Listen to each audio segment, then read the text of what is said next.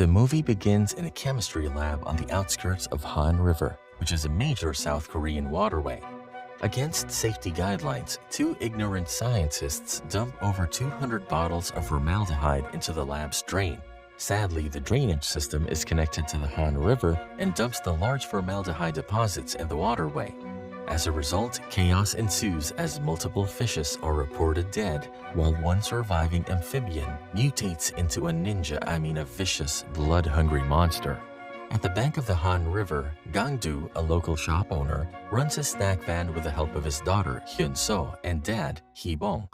Hyun-so and her granddad watch TV indoors while Gang-do attends to the waiting customers.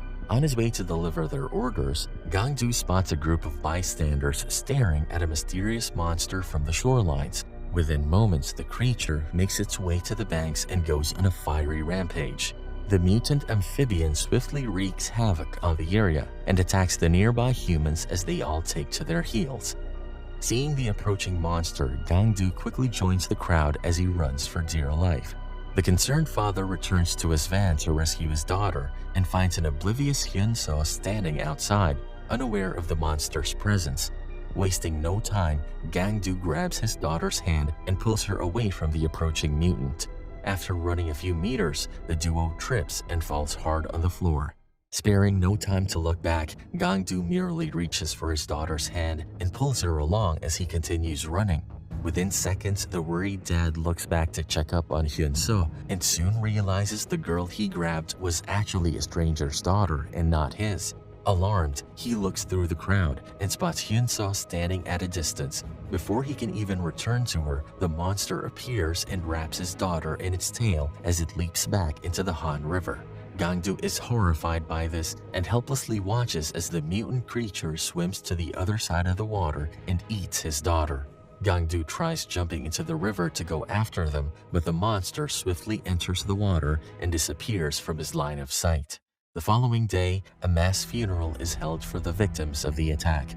Gang-do and Hee-bong mourn their deceased relative and are shortly after joined by his brother Nam-il and his sister Nam-ju, who happens to be a professional archer. Together, the group laments vehemently and makes a pact to take down the creature responsible for Hyun-so's death. About an hour later, the memorial grounds are swarmed by a squad of quarantine officers. The health officials explain the mutant creature that attacked the shoreline is suspected to be the host of a deadly unknown virus, and as such, everyone at the attack site is mandated to be quarantined to prevent the virus from spreading to the general public. Upon questioning by the health officials, Gang-do admits he had come in contact with some of the mutant's blood. In light of this information, the medics have him bagged in a hazard suit and rushed to a detention center alongside his family members. That night, Gang-do receives a call from an unknown number, and on answering it, hears Hyun-so's voice asking for help. Right then, we discover that the missing daughter wasn't actually eaten by the mutant like we originally thought, but was instead carried in the monster's mouth to its home underground. Hyun-so tells her dad she's somewhere in the sewers, but doesn't say much as the poor network connection soon disconnects the line. Gang-do quickly tells his family about the call, and together, they all report the case to an officer in charge of the detention center. Sadly, their pleas fall on deaf ears as the authorities believe Gang-do hallucinated the call due to the traumatic event at the beach.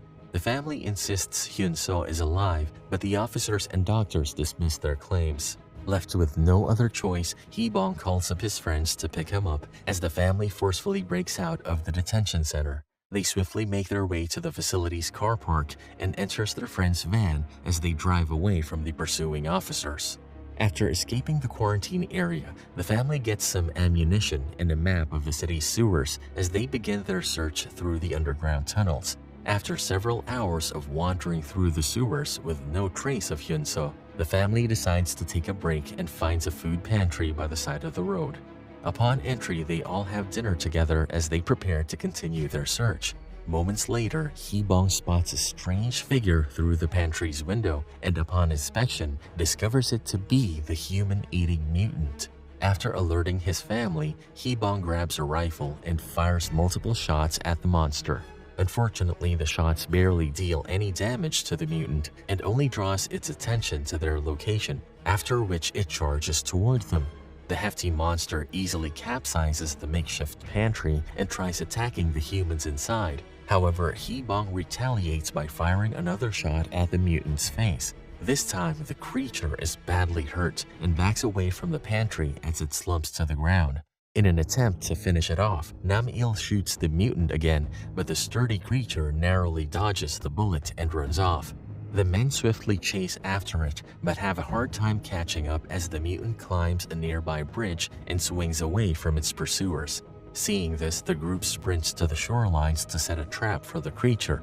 Upon reaching the shore, they all head in different directions as they scan the area for the mutant. Seconds later, the monster appears from the water and attacks Hee-bong. The old man aims his rifle at the approaching creature and pulls the trigger. However, he soon discovers that the gun is out of bullets and is ultimately left defenseless against the mutant. The hefty beast violently hits Hee-bong and slams his head on the road, thus instantly killing him. The rest of the family sees this and rushes to take down the creature. However, before they can reach it, the amphibian leaps into the river and disappears with the current. Gang-do heads towards his father's body but gets captured by the army and is taken to a quarantine zone for testing. Luckily, Nam-il and Nam-ju manage to get away, but eventually agree to split up to continue their search for Hyun-soo. Tired of aimlessly searching the sewer system, Nam-il contacts a close friend named Guevara to help trace the phone Hyun-soo used to call her dad. Guevara takes Nam-il to his workplace and excuses himself as he enters a secluded office. While he's away, Nam-il accesses one of the company's laptops and uses the device to trace the call tower that is closest to Hyun-soo's location. As soon as he learns this, Nam-il spots a group of men surrounding him from all directions. Seeing this, he realizes Guevara had betrayed him and intended to rat him out to the authorities to earn a bounty. Thinking on his feet, a witty Nam-il pulls a trick that short-circuits the building's entire electricity and light bulbs. Under the guise of darkness, Nam-il manages to escape from his pursuers and locks them inside the office. After leaving the building, the runaway fugitive runs to a nearby bridge and spots two police cars approaching from opposite directions. Afraid of being captured, Nam-il goes to the side of the bridge and jumps down as the officers swoop the area. During their search, one officer looks down from the bridge. However, a quick-witted Nam-il rolls out of sight to avoid being seen. Left tired and injured, the runaway fugitive sends coordinates of Hyun-soo's location to his sister so she can continue the search. Receiving his message, Nam-ju races to the aforementioned sewer and finds the mutant there. She calls Gang-do and informs him of the sewer's location, after which the skilled archer aims an arrow at the approaching monster. Before Nam-ju can release the shot, the mutant runs over her, knocking her into a tight underground space. The man-eating monster tries to grab Nam-ju's unconscious body, but eventually gives up as the space is too small for it to pass through. Meanwhile, over at the quarantine center, Gang-do tries to charge his way through the medics in an attempt to escape his detainers. Unfortunately, he doesn't make it far before he's tackled to the floor and injected with a sedative. Despite being tranquilized, an anxious Gang-do stays awake for several hours, much to the medic's surprise. Later that day, an American scientist is summoned to the detention center to assess Gang-do's unique case. During his examination, the foreign scientist reveals a shocking piece of information to Gang-do. It turns out that contrary to the Korean government's claims, there has actually been no verified case of a viral epidemic.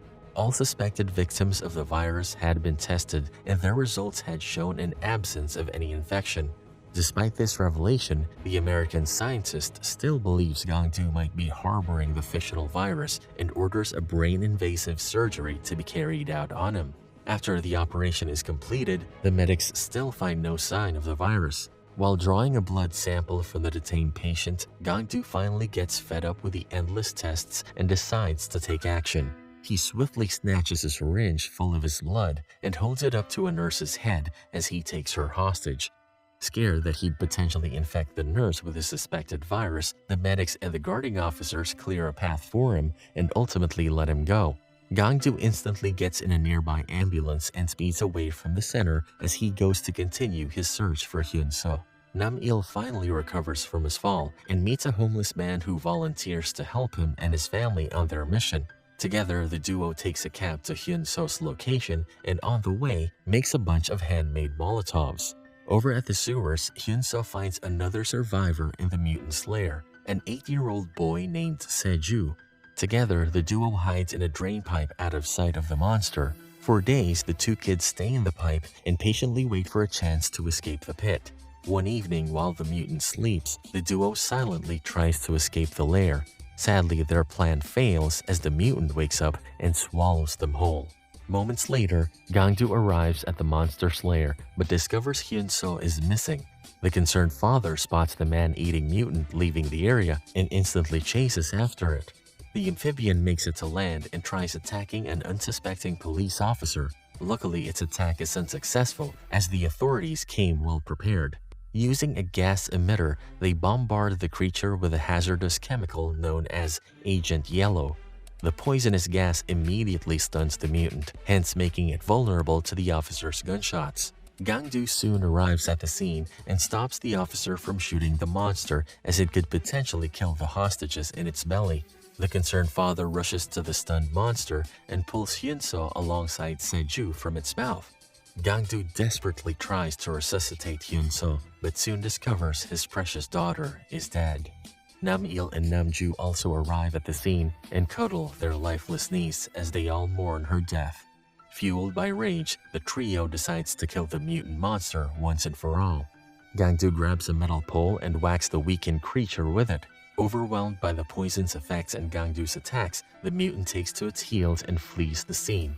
In an attempt to stop him, Nam-il hauls his makeshift Molotovs at the creature, but all his shots narrowly miss it. Shortly after, Nam-il's homeless friend from earlier arrives at the scene and attacks the monster from above. He pours a gallon of fuel on the creature's head, and seeing this, Nam-il decides to haul his last Molotov at the mutant. Sadly, the attack doesn't go smoothly as the weapon slips from his hand and trips to the floor. Wasting no time, Nam-ju intervenes and uses the still-burning Molotov to set an arrow on fire. After doing this, she shoots the flamed weapon at the creature, which engulfs it in flames. The burning mutant tries to save itself by running to the river. However, before he can make it to the waterway, Gangdu blocks its path and uses the metal pole to impale its mouth, thus finally killing it for good. In the battle's aftermath, Gangdu discovers Se-ju is alive and takes him to a safe place. Weeks later, Gangdu fully adopts the young boy, and together, the duo lives alone in his food van. In the closing scene, the father and son enjoy dinner while a news reporter on TV announces the suspected viral epidemic was actually a hoax. Hence, the mutant saga is officially declared over as the entire country returns to their normal lives. Can I face this? Can I make it? I feel faithless, wish I could replace this. I need changes, I wanna be the greatest. So I will chase it, I will be courageous. Waking up, every day's tough. I'm just hoping I can make it through the same